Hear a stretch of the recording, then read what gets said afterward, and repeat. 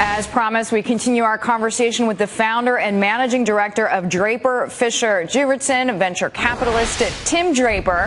He recently beat out 44 other bidders at the U.S. government's Bitcoin auction last week. Tim, you now own 30,000 Bitcoins, estimated value roughly $19 million. Are you that much of a believer in the virtual currency? Yeah, I'm very excited about this. I think Bitcoin is as big a transformation to the finance and commerce industry as the internet was for information and communications, as peer-to-peer technology was to telephony.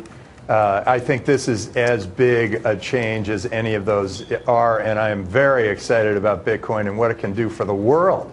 It's going to open up the world in even a bigger way than the internet did, right through commerce. Okay, so I hear you say that it's important for the world, and I can understand that Bitcoin looks good in a system where countries, let's say the currencies, are less stable than the dollar. Argentina comes to mind. But how long till mass adoption in North America, or does it matter? Well, so yeah, to start with, the obvious choices are there's a company called Bitpagos that is operating in Argentina, and one called CoinCove operating in Mexico, and one called Pagatech operating in Africa. These are countries, Africa's not a country, it's a continent. But these are areas where they don't have super confidence in their own fiat currency, and as a result, Bitcoin looks more attractive to them.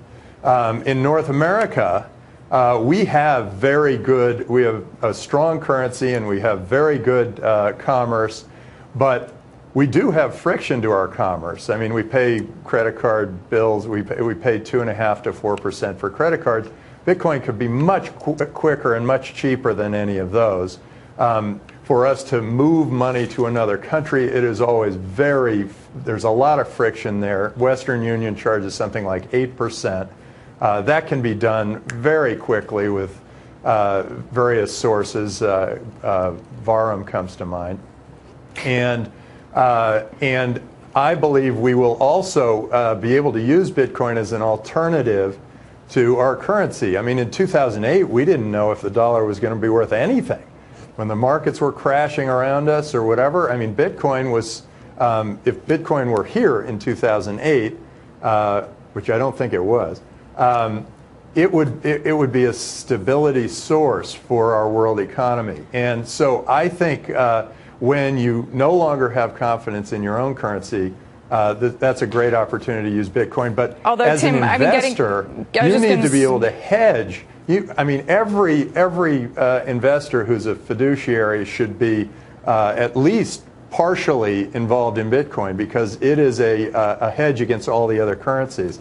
And all of us should try it. I mean, everybody should go out there and buy a Bitcoin, because you buy one Bitcoin and then go figure out how to spend it. You can spend it with Snapcard or wherever, and you can spend it on anything you want. You can go on Amazon. Listen, I mean, there are premiums that people are willing to pay for controls on liquidity, controls on volatility. I mean, it has to be years away from mass adoption, at least in the U.S. I mean, I heard what you said about 2008, but I know that we had the buck being broken, et cetera. But I mean, there was no way that the U.S. government was going to let the entire system go down.